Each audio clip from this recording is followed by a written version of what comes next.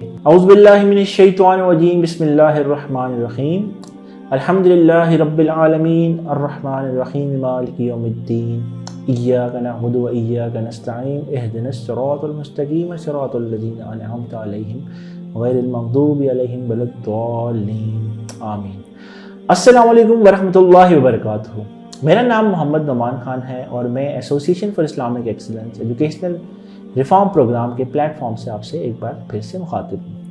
پچھلی ایپیسوڈ میں ہم نے ڈسکس کیا تھا کہ اس طریقے سے پاکستان کا ایک بہت بڑا فائنینشیل چنک باہر ملک ویسٹ کی طرف جاتا ہے، جو کہ ہم لوگ اسسمنٹ کی مد میں، ایجوکیشنل فیسز کی مد میں پرووائڈ کرتے ہیں۔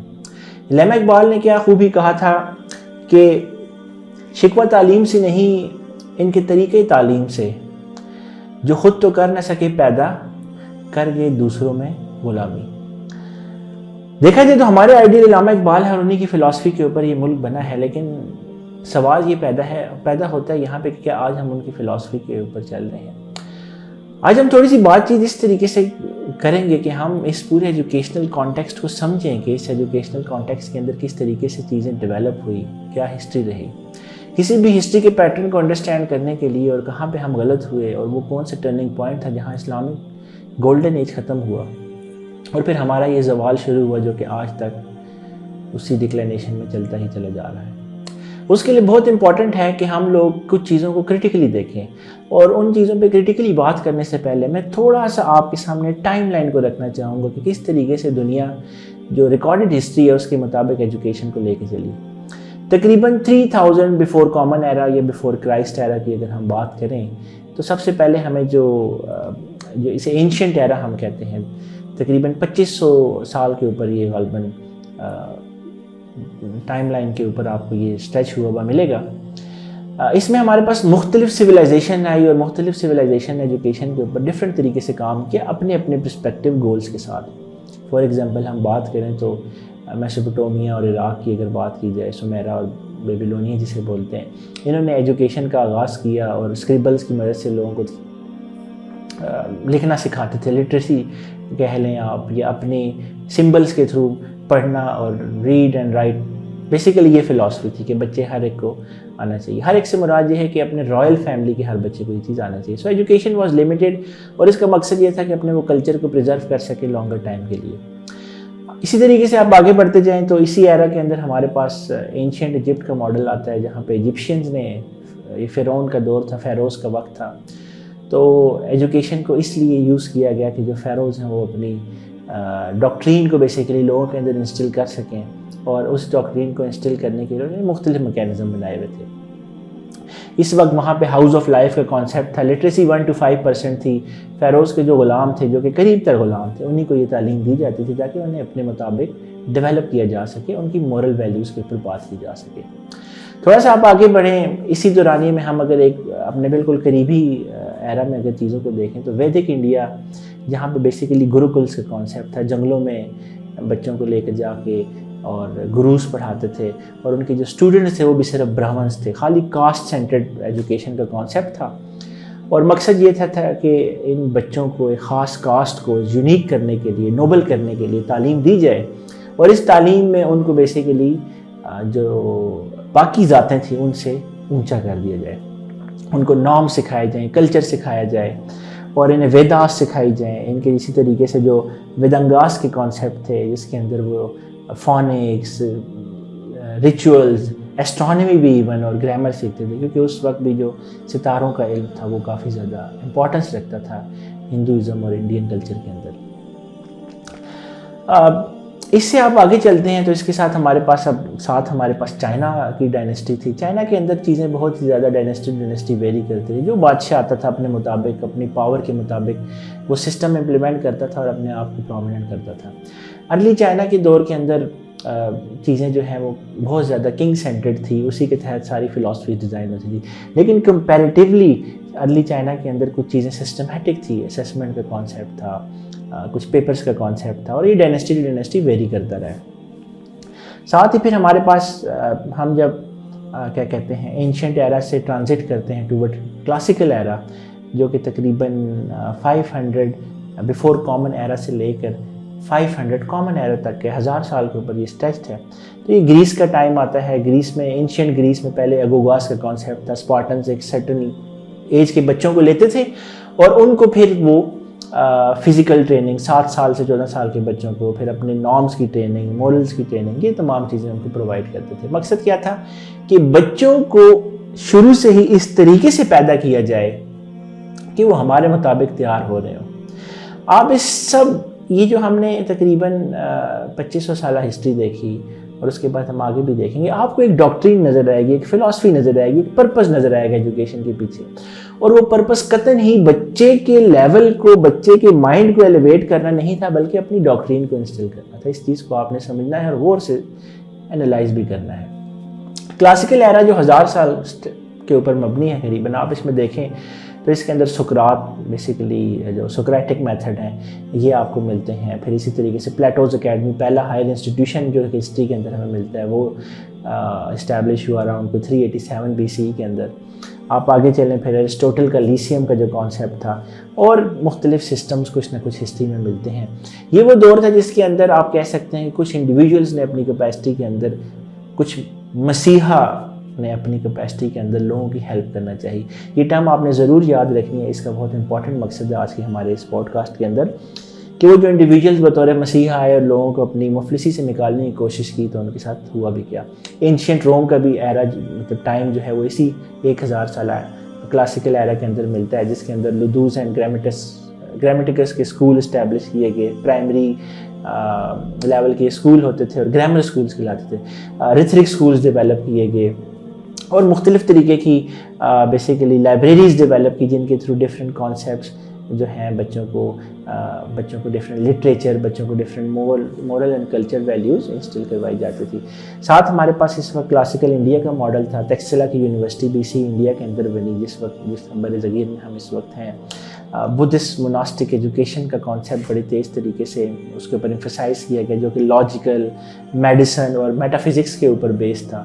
اینڈ ساتھ ساتھ ہمارے پاس وہ گوریکل سسٹم جو کہ ایک کلاسیکل انڈیا کا تھا، جو ویدک انڈیا کا تھا، وہ بھی ساتھ ساتھ ان پیرل چلتا رہا، جہاں پہ گرو تھے اور بچے تھے، وہ مینٹورز تھے، وہ براہمن بوائز تھے، جہاں پہ ایک دور دراز علاقوں میں لے کے جا کے خاص طریقے سے تعلیم دی جاتی تھی۔ اس کلاسیکل ایرا کے اندر ہمیں چائنا کی ایگزامپلز بھی ملتی ہیں۔ کنفیکشیس ایک بہت بڑا نام ہے ایز اے فلاسفر، ایک فلاسفر تھا جس نے ایک پورا ایجوکیشن سسٹم دیا، ہیومنزم کے اوپر بیسڈ ایک سسٹم دیا، مورل آرڈر کو، رسپیکٹ کو، اور سول سروسز کے اوپر اس کا کام رہا۔ امپیریل ایگزامینیشن بورڈ کا کانسیپٹ آیا، اینڈ ساتھ ساتھ ہمارے پاس کلاسیکل سسٹم کے اندر وہ ٹیکسٹ ایجوکیشن اور گورننس کو ایلیویٹ کرنے کے لیے ایجوکیشن کو یوز کیا گیا۔ یہ ہمارے پاس وہ ٹائم تھا جب کہ ہمارے پاس بالکل ہی ایک امپورٹنٹ ٹرانزیشن آنے والی تھی کلاسیکل ایرا کے بعد، وہ تھی اسلام کا ظہور، حضرت محمد صلی اللہ علیہ وسلم کا مبعوث ہونا۔ اور اس ٹائم پہ تعلیم کو، اس وقت تک تعلیم کو بہت ڈفرینٹ اینگل سے دیکھا گیا تھا۔ اس کے بعد کا جو ایرا ہے یہ بہت ہی اہمیت کا حامل ہے ہماری انڈرسٹینڈنگ کے لیے، ہمیں اپنے آپ کو دیکھنے کے لیے، کہ علامہ اقبال نے جس طریقے سے کہا تھا، خودی کا نشیمن تیرے دل میں ہے، فلک جس طرح آنکھ کے دل میں ہے۔ علامہ اقبال نے تو یہ کہا تھا کہ آپ مسلمان ہیں، آپ تو خود ہی کے نشیمن ہیں آپ کے دل کے اندر۔ جس طریقے سے اللہ تعالیٰ نے کس خوبصورتی سے پورا فلک ہماری ایک آنکھ کے دل کے اندر بالکل بند کر دیے، سمو دیے، کتنا بڑا آسمان ہے۔ تو آپ کا تو ویژن بہت بڑا تھا، اور وہ ویژن دینے والی ذات حضرت محمد صلی اللہ علیہ وسلم کی ذات تھی۔ تو آپ نے ایجوکیشن کو کیوں ویسٹ سے لے کر اور غلامی سیکھی، بجائے سے کہ آپ کریٹیکل تھنکر بنتے اور ایک کریٹیکلی چیزوں کو انالائز کرتے۔ بہرحال اس میں ہم بات کریں گے ڈیٹیل کے اندر۔ یہ ہمارے پاس نیکسٹ جو ایرا ہے یہ ارلی اسلامک اینڈ میڈیول ایرا کہلاتا ہے، جس کے اندر بیسیکلی مسجد نبوی کے اندر حضرت محمد صلی اللہ علیہ وسلم نے ہمیں اس تعلیم کے پرسپیکٹو میں، یہ ویسٹ بھی بڑے اچھے طریقے سے مانتا ہے کہ اقرأ بسم ربک الذی خلق، کہ اللہ تعالیٰ نے جب پہلی آیت کا نزول فرمایا حضرت محمد صلی اللہ علیہ وسلم کی ذات کے اوپر، تو اٹ اسٹارٹڈ ود اقرأ۔ اب ہم کچھ اور امپورٹنٹ انسیڈنٹ دیکھیں تو ڈیورنگ غزوہ حضرت محمد صلی اللہ علیہ وسلم نے جب قیدیوں کو رہا کیا تو انہوں نے یہ نہیں کہا کہ ہمیں فدیہ دیں، پیسے دیں، ساتھ ایک اور شرط بھی بلکہ ایڈ کر دی کہ آپ ہمارے بچوں کو لکھنا اور پڑھنا سکھائیں۔ یہ امپورٹنس بتاتا ہے کہ اسلام نے ایجوکیشن کو بہت ایمفسائز کیا ہے۔ اسی طریقے سے آپ دیکھیں کہ حضرت محمد صلی اللہ علیہ وسلم کا جب یہ دور سٹارٹ ہوتا ہے ارلی اسلامک ایرا، تو اس کے اندر مسجد نبوی کے ساتھ جو سب سے امپورٹنٹ ایک سٹیپ لیا گیا الصفا کا، جسے اصحاب الصفا یا صفا بھی کہتے ہیں، وہ پہلا فارمل ایجوکیشن سسٹم پاکستان کا، جہاں پہ بیسیکلی حضرت محمد صلی اللہ علیہ وسلم ڈائریکٹلی اسٹوڈنٹس کو مینٹور کرتے تھے، ان کو ٹیچ کرتے تھے، مورل ویلیوز سکھاتے تھے، ریلیجیس ویلیوز سکھاتے تھے۔ اسی طریقے سے آپ دیکھیں اسی دور کے اندر حضرت محمد صلی اللہ علیہ وسلم نے دارالارقم کا بیسیکلی انیشیٹو لیا، جہاں پہ بچوں کو مزید پڑھانے کے اوپر ایمفسائز کیا گیا، چیزوں کو اور فارمل کیا گیا۔ تو یہ تو آپ اگر چاروں کیلیفٹس کا بھی دور دیکھیں تو ایجوکیشن کے اوپر بہت زیادہ ایمفسائز رہا ہے۔ اسی دور کو بیسیکلی اسلامک گولڈن ایج بھی کہا جاتا ہے، یہ جو 7th century to 11th century ہے۔ اس دور کے اندر بہت امپورٹنٹ کچھ کی انسیڈنٹ ہے جن کو ہمیں انالائز کرنا ہے کہ مسلمانوں کا جو شیوا تھا وہ کیا تھا، ان کی پہچان کیا تھی، انہوں نے کس طریقے سے چیزوں کو ٹیک اپ کیا۔ ایون خلفاء کے دور کے بعد بھی جب امید اور عباسد کے دور رہا، مسلمانوں کی ترقی جو تھی، ایکسپینشن جو تھی، وہ کمپرومائز نہیں ہوئی۔ کمپرومائز جس پوائنٹ کے اوپر ہوئی وہ بڑا کریٹیکل پوائنٹ ہے، وہ ہم ڈسکس کریں گے۔ آپ یہ دیکھیے اس دور کے اندر ہم اگر تھوڑا سا آگے چلے جائیں تو ہمارے پاس 8th-9th سینچری کے اندر بیسیکلی بیت الحکمہ کا کانسیپٹ تھا، بغداد میں وہ لائبریری اسٹیبلش کی گئی، جس لائبریری میں ٹرانسلیشن موومنٹ سٹارٹ ہوئی، اور یہ جو ایتھنز اور گریس اور رومنس کا لٹریچر تھا اس کو لیا گیا، اور اس کو لینے کے بعد اس کو ٹرانسلیٹ کیا گیا۔ اور وہ جو امیجن کہ بیت الحکمہ کے اندر جو ٹرانسلیٹرز ہائر کیے گئے وہ یہودی بھی تھے، وہ کرسچنز بھی تھے، وہ مسلمز بھی تھے، وہ ستارہ پرست بھی تھے۔ اب آپ یہ دیکھیے کہ اس سب نالج کو ٹرانسلیٹ کر کے ایک جگہ پہ کنسولیڈیٹ کیا گیا، اس سے نالج کو بلڈ کیا گیا، اپنے آپ کو انہینس کیا گیا، اور اس کے ساتھ ساتھ انوویشنز کی گئی۔ اسی دور کے اندر آپ کے پاس الخوارزمی، الکندی اور اس جیسے باقی جتنے بھی نام اسی دور کے وہ پروڈکٹ رہے ہیں۔ اور اس وقت آپ یہ دیکھیں کہ مسلم لیڈرز کی بھی پرائورٹیز جو تھی وہ کیا تھی کہ جو جتنی بھاری بک ٹرانسلیٹ کرتا تھا اس ایکولنسی میں ان کو گولڈ دیا جاتا تھا، کہ اگر کسی نے ایک ٹرانسلیشن کی بک کی ٹرانسلیشن کی and that book weighs around 5 kg، تو ان کو 5 کلو سونا دیا جاتا تھا against their services and education. That was the noble profession. Education کے اندر جو لوگ بھی انگیج تھے دے ور ڈوئنگ امیزنگ۔ وجہ کیا تھی؟ لیڈرشپ کی ایمفسائز اس تمام چیز کے اوپر۔ اجازت system, basically early academic certification, پہلی بار ایک کانسیپٹ لایا گیا کہ آپ سرٹیفائی کریں لوگوں کو، اور اس سسٹم کے تحت لوگ دور دور ٹریول کر کے جاتے تھے، کس کے لیے؟ صرف تعلیم کے لیے۔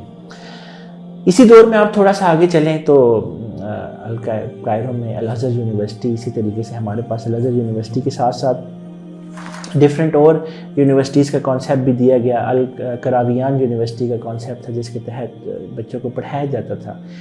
تو اب آپ دیکھیے کہ یہ مسلمانوں کا ایک سٹینڈرڈ رہا ہے جس کے تحت وہ چیزوں کو لے کر چلتے رہے ہیں۔ اب آتے ہیں تھوڑے سے اسی دور کے اندر ایک کریٹیکل پوائنٹ کے اندر، جس کے اندر نظامیہ کالج کا اسٹرکچر اسٹیبلش کیا گیا۔ میرے نزدیک یہ وہ کریٹیکل پوائنٹ تھا جہاں مسلمانوں کی ڈکلینیشن سٹارٹ ہوئی تھی۔ I am not sure what was the purpose of establishing those Nizamia colleges and Nizami education system, but ایک چیز بہت کیٹیگوریکل ہے جو کہ ہسٹری بتاتی ہے کہ اس کا ایک مقصد سنی ڈاکٹرین کو انسٹل ضرور کرنا تھا، سنی ازم کو، اس بجائے اس کے کہ جیسے پہلے تمام تعلیمی اداروں کو اسلام کے ساتھ لنک کیا جاتا تھا، صفا، دارالارقم، اسی طریقے سے آپ دیکھیں مکتب جتنے بھی تھے، مدارس جتنے بھی بنے، the purpose was اسلام سے ریلیٹڈ فقہ، اسلام سے ریلیٹڈ لا، اسلام سے قرآن کی ٹیچنگ، عربک کی ٹیچنگ۔ پہلی مرتبہ اسلام کے بجائے سنی ازم کو پروموٹ کیا گیا، بیکاز دا پرپز واز کہ فاطمی کیلیفٹ کے اندر کس طریقے سے جو شیعہ حضرات کے ایجوکیشنل انسٹیٹیوشنز بنے ہوئے ہیں ان کے ساتھ کمپیٹ کیا جائے۔ تو وہ کمپٹیشن جو پہلے نان اسلامک نیشنز یا پوری دنیا سے تھا، اب وہ کمپٹیشن میں ہمارا لیول یہ آیا کہ نظامیہ کالج جو تھے وہ اس لیے بچوں کو پریپیئر کرتے تھے so they could have competed with the Fatimid qualified students. تو ویسٹ کے پاس اپرچونٹی اوبیسلی اس دورانیے میں آئی، مسلمانوں کا اس کے ساتھ ساتھ پھر زوال بھی شروع ہوا، مسلمانوں کو پولیٹیکلی بہت مار پڑی اس دور کے اندر۔ آپ دیکھیں پھر اسی طریقے سے یہ جو آپ دیکھیے کہ امام غزالی کا جو کانسیپٹ تھا کہ انہوں نے کہا کہ اب آپ دیکھیں بیت الحکمہ the rise where the Muslims started innovation, that was where they have integrated number of scholars to gain knowledge from them and then elevate our own standards. حضرت محمد صلی اللہ علیہ وسلم نے مشرکین سے مسلمانوں کو پڑھایا، لیکن جہاں پہ امام غزالی کا یہ کانسیپٹ تھا کہ ہم لوگ اپنے فیتھ میں کمزور ہو رہے ہیں کیونکہ ہم لوگوں نے باقی تمام ایجوکیشن اور دوسروں کی ایجوکیشن گریکس کی اور ان کی فلاسفیز اور یہ سقراط وغیرہ کے اوپر بہت ایمفسائز کرنا شروع کر دیا ہے، جس کی وجہ سے ہم دین میں پیچھے رہ جائیں گے. That was the declining point, جہاں ہم نے اپنی سائنسز کو چھوڑا، ایسٹرونومی کو چھوڑا، میڈیکل سائنسز کو چھوڑا، اور ٹیکنالوجی اس وقت کی کلاسیکل ٹیکنالوجی کو چھوڑا جو کہ سائنس کے پرنسپلس پہ کام کرتی تھی، اور ہم لوگوں کا ریورس کے اسٹارٹ. وہ دن ہے، آج کے دن ہے، ہم کبھی بھی اس طریقے سے اسٹرینتھن نہیں ہو سکے. بہرحال یہاں پہ اسلام کی یہ تمام چیزیں چل رہی تھی، وہاں پہ کرسچنس کی بھی ڈکلائنیشن اس وقت چل رہی تھی. اس وقت وہیں پہ وہی کیتھیڈرل اسکول، جو 7 لبرل آرٹ کریکولم کا کانسیپٹ، اور یہی لڑائی جھگڑے تھے کہ کس کے پاس پاور ہوگی، پروٹیسٹنٹس کے پاس یا کیتھولکس کے پاس. اور چرچ جو تھے وہ بیسیکلی اپنا ہولڈ رکھنے کے لیے ایجوکیشن کو یوز کرتے تھے تاکہ کہ بچے جو ہیں ان کے اس مائنڈ سیٹ سے باہر نہ نکل سکیں. یہاں پہ ایک میں لائن بولوں گا جس کو which is very critical for us کہ the education that used to pass from Athens to Baghdad اور پھر innovations ہوتی تھی. Now the same education has started to pass from Athens to Baghdad to Oxford. کیونکہ اس وقت بولوگنا، Paris اور Oxford کی universities کا قیام ہو گیا تھا، اینڈ کرسچنس اور دا ویسٹ ریئلائزڈ ویری کلیئرلی کہ ہمیں ایجوکیشن جہاں سے بھی ملے ہمیں لینا پڑے گی، ہمیں اس کو ٹرانسلیٹ کرنا ہے، اور جہاں مسلم کا ٹرموائل سٹارٹ ہوا ہے وہاں سے چیزوں کو کیری فارورڈ کر کے اس کو ٹیک اپ کر لینا ہے. 11th سینچری میں آکسفورڈ بنی، ساتھ بولوگنا بنی، پیرس یونیورسٹی بنی. یہاں پہ پھر لٹریچر کا کام شروع ہوا، فلاسفی کا کام شروع ہوا، دوبارہ سے کانٹینٹ کو ٹرانسلیٹ کر کے اپنے کنٹرول میں کیا گیا، اینڈ دین انوویشن کا پروسیس شروع ہوا. اور آج وہ یونیورسٹیز دنیا میں نمبر 1 کہلاتی ہیں. کیسے؟ ہمارا کانٹینٹ لیا، ٹرانسلیٹ کیا، کنسولیڈیٹ کیا، اس کے بعد اس میں چیزوں کی انوویشن لے کر آتے رہے. کریڈٹ ضرور ان کو جاتا ہے، اس کی وجہ یہ ہے کہ we lost our direction and they took that opportunity. اس کے بعد ہم ہائی میڈیول ایرا کی بات کریں، اسلامک ورلڈ میں مدارس بہت بنے. اس دوران میں خانقاہی سسٹم انٹروڈیوس ہوا. صوفی نیٹ ورک جو تھا کہ خانقاہی کے اندر صوفی آئیڈیالوجی کو اسپریچولزم اور مسٹسزم کے ساتھ لنک کر کے ایک کانسیپٹ یہ بنا دیا کہ Muslims they are the peacekeepers, they are the peacemakers, and the hayat and the habit they used to have on the enemies، اس کا ڈکلائن شروع ہوا ہمارے پاس unfortunately. I'm not saying کہ کسی کا بھی اس کے دورانیے میں پرپز یا انٹینشنز غلط تھی، لیکن اپرچونٹیز ہر جگہ موجود ہوتے ہیں، اسپائز ہر جگہ موجود ہوتے ہیں. we all know about the Lawrence of Arabia as well, and there are so many stories. ہر جگہ پہ ایکسپلائٹ سچویشن کو کرنا اتنا آسان یا مشکل آپ کہہ سکتے ہیں، دونوں طریقوں کے ساتھ اس کی پاسبلٹیز موجود ہوتی ہیں. تو یہ جو امام غزالی کا صوفیزم اور ٹریڈیشنل سائنسز کے اوپر ایک وہ انٹیگریٹ کرنے کے بعد ان گریکس کی فلاسفیز کو سائڈ لائن کر دینا اور ان فلاسفرز کے بعد پھر مسلمانوں کو ایک نیا راہ دکھانا، اللہ تعالیٰ بہتر جانتے ہیں کہ ان کی انٹینشنز کیا تھی. اسی دورانی کے اندر کچھ لائبریریز اور بکس کا کلچر بھی عام ہوا، لیکن وہ جو ایک دماسکس یا کائرو یا بغداد جس وجہ سے جانے جاتے تھے نا، that has actually started to decline. تو یہ ہائی میڈیول ایرا 1100 سے لے کر 1500 کامن ایرا کے اندر مسلمانوں نے ایک میجر پہ ڈیفائن دیکھا. اس طرف کرسچن ورلڈ جو تھی، ویسٹ جو تھا، they started to rise at that time. Universities جیسے کہ میں نے آپ کو بتایا بنی، اسکولاسٹسزم کا کانسیپٹ آیا جہاں پہ تھیولوجی کو، فلاسفی کو، کی فگرز کو کرٹیکلی انالائز کر کے ان کو اسٹڈی کیا گیا اور ریشنل میتھڈس کے تھرو اسٹڈی کیا گیا. اسی طریقے سے گلڈ سسٹم بنائے گئے جہاں پہ ٹیچرز اینڈ اسٹوڈنٹس ایک گلڈ کے اسٹرکچر میں تعین کیے جاتے تھے اور وہ پھر وہاں پہ گورننس کیا کرتے تھے. اب آپ دیکھیے کہ they have learned all the lessons from us and then they ensured کہ they implement each and every lesson out there. اس کے بعد نیکسٹ ایرا میں ہم چلیں تو ارلی ماڈرن ایرا کا وقت تھا. گلوبل ٹرینڈ کے اندر پرنٹنگ ایک بہت بڑی ریولیوشن آئی اس دورانیے میں, اور پرنٹنگ کی وجہ سے جو لٹریسی تھی اور ٹیکسٹ بک کی سرکولیشن تھی یہ ایک سپیڈ سے بڑھنے لگی. نیشن اسٹیٹس کا کانسیپٹ آیا, ایجوکیشن جو تھی وہ اسٹیٹ اسپانسرڈ ہو گئی. جہاں پہ ایجوکیشن اسٹیٹ اسپانسرڈ ہوئی وہیں پہ یہ ٹول بن گئی پولیٹیکل یونیفیکیشن کا, اسٹیٹ کرافٹزم کا, جہاں پہ اس کو یوز کیا جاتا تھا for what reason, to instil certain political views, religious views within the young minds, تاکہ انہیں چھوٹے وقت سے برین واش کر کے پڑھایا جائے. But at the same time کچھ نیشنز کے اندر اس کو کلرجی سے نکال کے تھوڑا سا میسز تک بھی لے کر جانا سٹارٹ کیا گیا, اور ایک نان ریلیجیس ایجوکیشن جو ہے ہمارے پاس آپ کہہ سکتے ہیں کہ فارمولیٹ ہوئی ڈیورنگ دس ٹائم.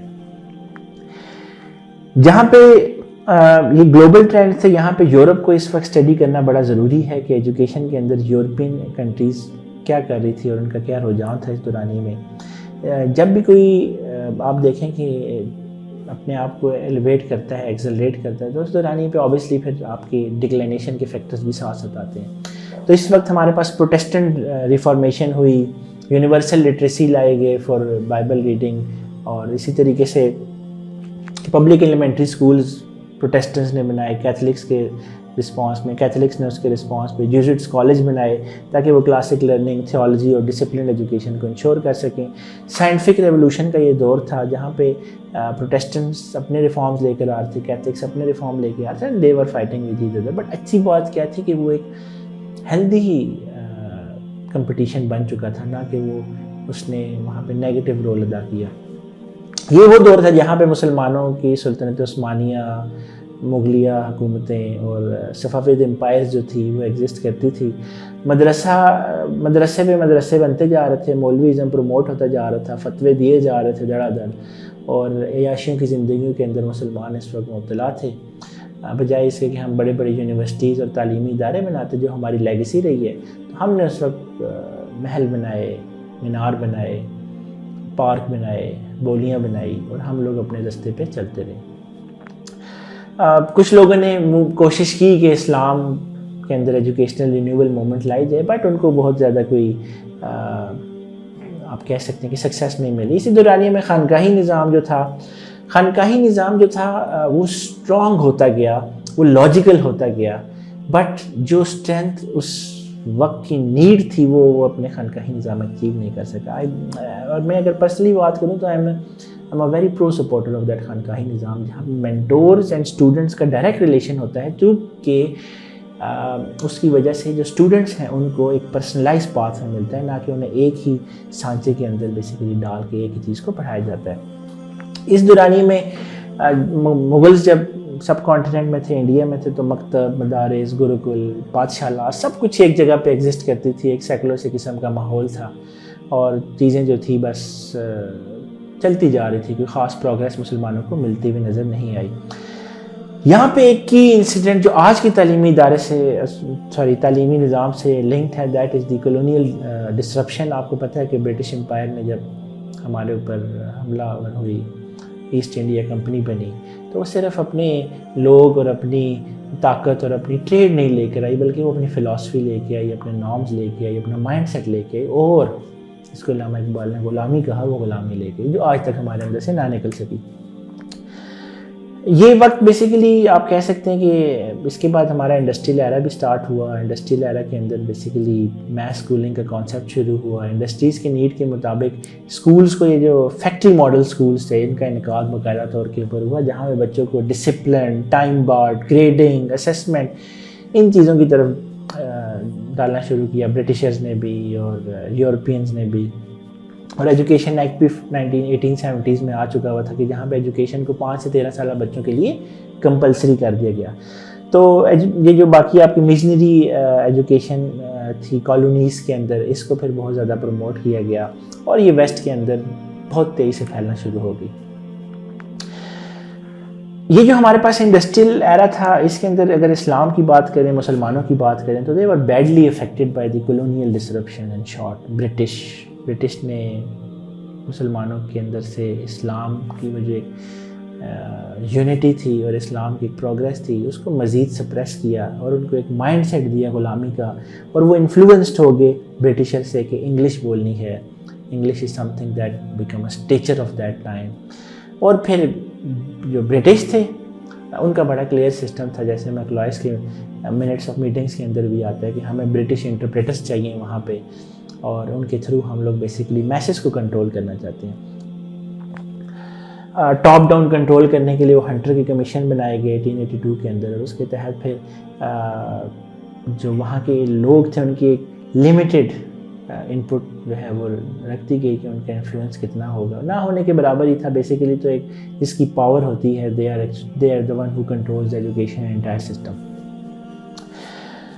تو اگلی بات کرنے سے پہلے یہ جو میں نے آپ کے سامنے پورا ایک اوور ویو رکھا ہے اس پورا سسٹم کا کہ کس طریقے سے ہم لوگوں کے پاس یہ تقریباً کوئی 5 سے 6 ہزار سالہ ہسٹری اس وقت محفوظ ہے، اور اس کے اندر ایجوکیشنل سسٹم نے پروگریس کی. کچھ چیزیں اب اسی کی بیسس میں آپ کو ہائی لائٹ کروانا چاہوں گا. ایک تو ہم نے اسلامک ایرا کے اندر ڈسکس کیا کہ کیسے اس کا ڈکلائن آیا. اب جو چیز میں ہائی لائٹ کروانا چاہوں گا وہ کیا ہے، وہ بہت امپورٹنٹ ہے ان سب پیٹرن سے جو ہم لوگوں نے سیکھنی ہے.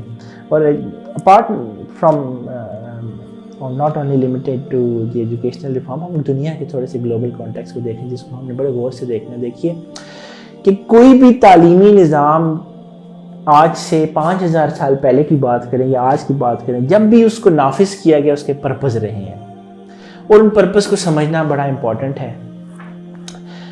ہر اوور ویو کے اندر، چاہے وہ انڈسٹریل ایرا ہے، کنٹمپریری ایرا ہے، کلاسیکل ایرا ہے، ہائی میڈیول ایرا ہے، اسلامک ایرا ہے، سب لوگوں کے کچھ نہ کچھ مقاصد رہے ہیں. ان مقاصد کے تحت انہوں نے کیا یہ ہے کہ ہر ایک کو ایک ہی سانچے کے اندر ڈالنے کی کوشش کی ہے، اور اس سانچے میں ڈالنے کی وجہ سے ہوا کیا کہ لوگ جو ہیں وہ سلیوری کے مائنڈ سیٹ کے ساتھ پروڈیوس ہوئے ہیں. میں یہاں پہ ایک کانسیپٹ لے کر آنا چاہوں گا کہ دیکھیے ہم نے یہ سمجھنا ہے کہ جب آپ بچوں کو ایک ہی مائنڈ سیٹ یا ایک ہی طرح ٹریٹ کرتے ہیں تو اس کا امپیکٹ کیا ہوتا ہے. اس کا امپیکٹ صرف بچوں تک لمیٹڈ نہیں رہتا، اس کا امپیکٹ پورے معاشرے کو ہوتا ہے، پوری سوسائٹی کو ہوتا ہے. آپ کے سامنے ایک ایکسپیرینس رکھتا ہوں، آپ اس کو ایکسپیرینس کر کے شاید بات کو بہتر طریقے سے سمجھ سکیں کہ کیوں ایک پرسنلائز لرننگ پاتھ بھی بہت ضروری ہے ہمارے ایجوکیشنل سسٹم کے اندر. دنیا کی جو اس وقت آبادی ہے 2025 کے اندر تقریباً 15.27% میلز ہیں، 49.73% فیمیلز ہیں. بڑی ہی بیلنس پاپولیشن ہے. اور اس پاپولیشن کے تحت اگر آپ دیکھیں کہ اس کا کنٹرولنگ اتھارٹی کون ہے، ایک ہی ذات ہے، اللہ سبحانہ و تعالیٰ کی. اس نے کبھی اس چیز کو ڈس بیلنس ہونے ہی نہیں دیا، کبھی ڈس ایکولیبریم آنے ہی نہیں دیا، کیونکہ 50% نہیں ہوگی تو دنیا کا ecosystem, social fabric disturb ہوگا.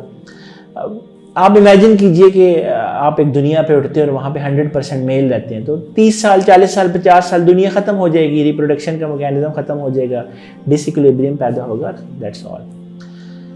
اسی طریقے سے اگر یہ چیز ہمارے سامنے پروجیکٹڈ ہے clearly, male and female gender biases, جس کی وجہ سے دنیا کا ڈس ایکولیبریم ہو سکتا ہے. اب میرا آپ سے ایک سوال ہے، پیرنٹ سے سوال ہے، ایجوکیشنل انسٹیٹیوشن سے سوال ہے، ٹیچر سے سوال ہے، اور ڈائریکٹر سے سوال ہے، اور گورننس پالیسی میکر سے سوال ہے، ہائر ایجوکیشن انسٹیٹیوشن سے سوال ہے کہ جب یہ اللہ کی جو بانٹ ہے 50-50% کی آپ کے سامنے کہ یہ ڈس ایکولیبریم کریٹ کرتی ہے، تو اسی طریقے سے اللہ تعالیٰ نے ہر انسان کو ایک سرٹن ایبیلٹیز، پرسنالٹیز اور ٹریٹس دیے ہوئے ہیں.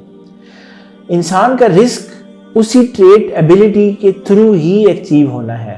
فار ایگزامپل ایک تاجر ہے تو اس نے تجارت کر کے اپنے رزق کا حصہ لینا ہے، ایک ڈاکٹر ہے تو اس نے ڈاکٹری کر کے، ایک انجینئر ہے تو اس نے انجینئرنگ کر کے، کوئی مارکیٹنگ کا بندہ ہے تو مارکیٹنگ کے تھرو، کوئی دکاندار ہے تو دکان کے تھرو، کوئی درزی کی سکل رکھتا ہے تو اس نے کپڑے سی کر بیسیکلی اپنا روزگار جو ہے اس کو لینا ہے. اور سیم گوز آن، آپ پروفیشن ٹو پروفیشن چلتے رہے. لیکن اگر ایک ایجوکیشنل سسٹم ان تمام لوگوں کو ایک ہی سانچے کے اندر ڈھال کے تعلیم ایک طریقے سے دینا چاہے گا تو آپ کے نزدیک وہ ڈس ایکولیبریم نہیں کریٹ ہوگا. فار ایگزامپل اگر دنیا میں 100% کرٹیکل تھنکر آ جائیں تو دنیا تب بھی ختم اسی طریقے سے ہوگی جیسے 100% میل کے آنے سے ختم ہوگی. اگر دنیا میں 100% جنگجو آ جائیں تو وہ ایک دوسرے کو مار مار کے ختم کر دیں گے. دنیا میں اگر صرف فار ایگزامپل انجینئر آ جائیں یا صرف اور صرف ڈاکٹرز آ جائیں تو یہ ایکولیبریم کریٹ نہیں رہ سکے گا آج کے دور پہ. تو ہم نے یہ سمجھنا ہے کہ جب ہم ایک ہی دوڑ کے اندر ہر طرح کا انسان ایک ہی آؤٹ پٹ اور پروفیشن کے تحت ڈیزائن کر کے نکالی جا رہے ہیں, so we will keep on struggling. This is very important to understand. تو ہمیں یہ سمجھنا ہے کہ ہر بچے کی نیڈز ڈفرینٹ ہیں, ہر بچے کو ایک اسپیسیفک کرائٹیریا کے تحت ہم نے اس کو اسیس کر کے اس کو ایک پرسنلائز لرننگ پاتھ وے دینا ہے. جب ایک ٹیچر 30 سے 40 بچوں کے اوپر مسلط ہوگا تو وہ کبھی بھی ہر بچے کو وہ اٹینشن نہیں دے سکے گا اس کو ریکوائرمنٹ ہے. ہم نے انجینئر پروڈیوس کرنا ہے, وہ جس کا پیشہ اللہ تعالیٰ نے لکھا ہوا ہے بحیثیت انجینئر, تو جب اس کو ہم انجینئرنگ کی ڈگری کروائیں گے so he will be elevating the standards. جب ہم ایک آرٹس کے بندے کو انجینئرنگ کروائیں گے اور اس بیچارے نے پھر آرٹسٹ ہی بننا ہے بعد میں جا کے, بیکاز اس کا رسک اس آرٹ کے تھرو لکھا ہوا ہے, تو اس بات کو سمجھنے کی کوشش کیجئے کہ آپ نے اس کے 4 سال اس کے دماغ کو, اس کے مائنڈ کو, اس کے فنڈامنٹلس کو خراب کیا ہے. تو ایک تو چیز بہت امپورٹنٹ ہے اس ایجوکیشنل ریفارم پروگرام کی پلیٹ فارم سے میں آپ سے بات کرنا چاہوں گا کہ بچوں کو وہ کرنے دیں جس کی طرف وہ نیچرلی مائل ہیں, جس کی طرف وہ نیچرلی انکلائنڈ ہیں, تو وہ آپ کی فیلڈس کے اندر اچھا پرفارم کریں گے, اپنے پروفیشن میں بھی, اپنے پروفیشنل کیریئرز کے اندر بھی. اب دیکھیے اس بات کو ہم نے لنک جس چیز سے کرنا ہے ایجوکیشن کے اندر, اس کا وے فارورڈ کیا ہونا چاہیے, وی ول بی ڈسکسنگ اٹ کہ ہم کس طریقے سے اپنے لمیٹڈ ریسورسز کے اندر ان چیزوں کو انشور کر سکتے ہیں. ہم لوگ اسی پروگرام کے ایجوکیشنل ریفارم پروگرام کے ہی پراپرلی اسٹیپ بائی اسٹیپ لے کر چلیں گے کہ کیا کیا ہم نے ریفارمز لینے ہیں. دیکھیے سیکنڈ چیز میں جو آپ سے ڈسکس کرنا چاہوں گا, ہم جس دور کے اندر ہیں, ہم ڈکلینیشن کے دور کے اندر ہیں, مفلسی کے اندر ہیں, غلامی کے اندر ہیں. ہمیں اس بات کو سمجھنا ہے. جتنی جلدی ایکسیپٹ کریں گے اتنی جلدی ہم لوگ بیسیکلی اس سچویشن سے نکل سکتے ہیں. ہم لوگ ہمارا ایجوکیشنل سسٹم برانڈ کانشیس ہے, ویسٹ سے انفلوئنسڈ ہے, اور ہم لوگ یہ چاہتے ہیں کہ ہمارا بچہ انہیں برانڈڈ اسکول میں پڑھے, اچھی انگلش بولے, دماغ اس کا جتنا چلتا ہے چلے, اس کی ویلیو سسٹم کتنا بلڈ ہوا ہے یا نہیں, that doesn't matter to us as of now, and this is a factual بات. ہم الحمدللہ پچھلے کوئی لمبے عرصے سے ایجوکیشنل انسٹیٹیوشنس کے ساتھ اور پیرنٹس کے ساتھ اور اسٹوڈنٹس کے ساتھ لنکڈ ہے. دس از دا فیکچوئل ریئلٹی. اسی بات کے اوپر دیکھیے میں جو ڈسکشن کرنا چاہتا ہوں کہ جب بھی ایک قوم مفلسی کے اندر یا کوئی بھی ایک اسپیسیفک لوگ مفلسی کے اندر جب رہ رہے ہوتے ہیں اور ان کو اس مفلسی سے نکالنے کے لیے جب کوئی بھی مسیحا آتا ہے, کوئی بھی ادارہ آتا ہے, تو وہ یہ چاہتا ہے کہ وہ قوم اس جگہ سے نکل کے بہتری کی طرف جائے. لیکن یہ ہسٹری بھی گواہ رہی ہے, چاہے ریسنٹ ہسٹری ہو یا چاہے ہم پرانی ہسٹری پہ چلے جائیں, کہ وہ قوم, وہ مفلس لوگ, وہ لو لٹریسی والے لوگ, وہ لو آئی کیو والے لوگ, وہ لوور آرڈر تھنکنگ والے لوگ ہمیشہ سے اسی مسیحا کے اگینسٹ ہو جاتے ہیں, اسی ادارے کے اگینسٹ ہو جاتے ہیں جو کہ ریفارمسٹ ہوتا ہے. اور وہ کیا کرتے ہیں کہ ان کے اندر وہ بیماریاں آ جاتی ہیں جس کا قرآن میں بھی ذکر ہے کہ وہ لوگ حسد کرتے ہیں, وہ لوگ لیگ پولنگ کرتے ہیں, وہ لوگ پولیٹیکلی کمپرومائزڈ ہو جاتے ہیں, وہ لوگ بجائے اس کے کہ سپورٹنگ ہینڈز بنے اس مسیحا کو پیچھے کھینچنا شروع کر دیتے ہیں.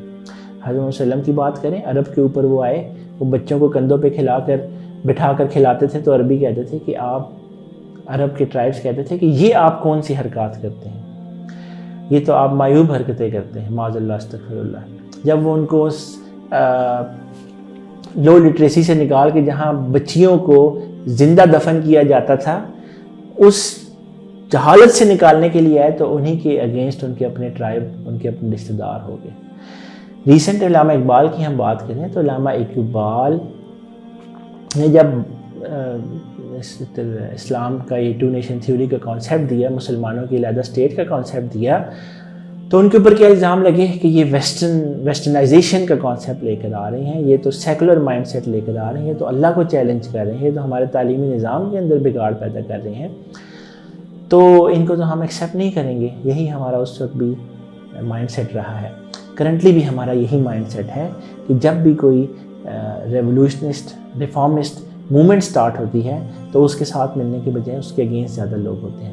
اس کے برعکس اگر ہم ہائر آرڈر تھنکنگ سوسائٹیز کی بات کریں تو وہاں پہ جب کوئی اچھا سٹیپ لیا جاتا ہے تو لوگ ہینڈ ان ہینڈ ان کے ساتھ آ جاتے ہیں. میرا یہ ٹیچرز سے سوال ہے میرا یہ اسکول پرنسپل سے سوال ہے بلکہ کہ آپ خود ریلیجیسلی بتائیے کہ آپ جب اسکول کے اندر ایک ریفارم لے کر آنا چاہتے ہیں تو سب سے پہلی ہرڈل آپ کے پاس کہاں سے آتی ہے؟ کیا ٹیچرز کی طرف سے نہیں آتی؟ سملرلی اسکول آنرز اور ڈائریکٹرز جب کوئی چینج اور انیشیٹو لے کر آنا چاہتے ہیں تو کیا آپ کو سب سے زیادہ ریزسٹنس پرنسپلز اور ٹیچرز کی طرف سے نہیں آتی ایگزیکیوشن میں؟ اس کی وجہ یہ ہے کہ وہ لوور آرڈر تھنکنگ کے اندر رہنے کے عادی ہیں، ان کی بیماریاں چھوٹی ہیں، وہ بجائے اس کے کہ وہ چھوٹی سوچ کی وجہ سے بیماریوں میں مبتلا ہیں، تو وہی شخص جو انہیں ایک نئے رستے پر لے کر جانا چاہتا ہے پروگرس کی طرف، اس کو وہ روکتے ہیں۔ تو جب ہم ایجوکیشنل ریفارم پروگرام کی بات کرتے ہیں، ایجوکیشنل چینج کی بات کرتے ہیں، تو میں آپ کے سامنے سمپل اسٹیٹ رکھتا ہوں۔ اگر یہ تعلیمی نظام ٹھیک تھا تو پچھلے 77 to 80 ایئرس کے اندر ہم لوگ گلوبل انوویشن انڈیکس میں 99 نمبر پر کیوں ہیں؟